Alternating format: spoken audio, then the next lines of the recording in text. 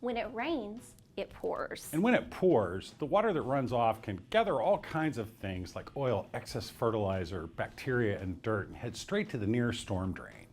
It's a particular problem in cities where there's a high concentration of streets, sidewalks, and roofs. But now one community is using green infrastructure to help deal with the problem. The DEP's Jake Glantz joins us now with a project that's helping Fairmont meet its environmental goals.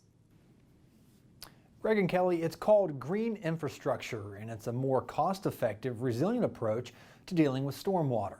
Rather than conventional drains and pipes to carry the excess water off, green infrastructure treats stormwater at its source.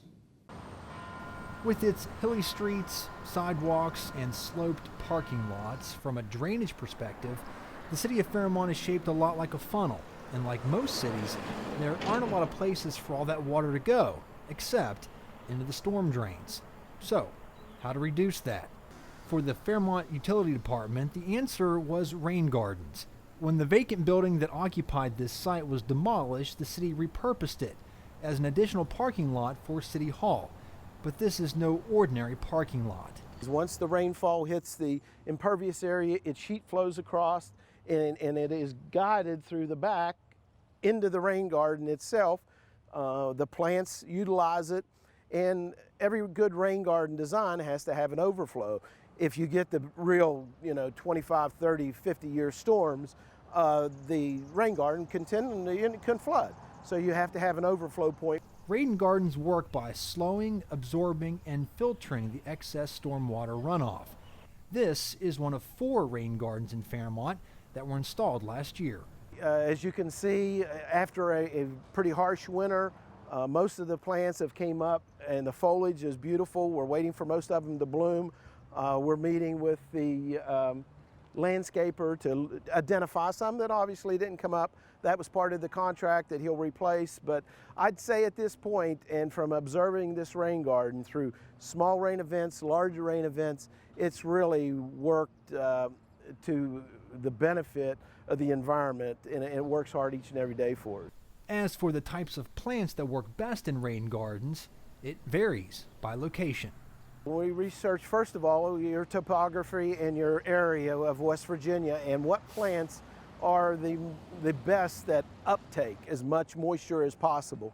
And then we got with some designers that had some experience with rain gardens and was able to come to us and say, these are probably the best types of plants to go in the rain garden.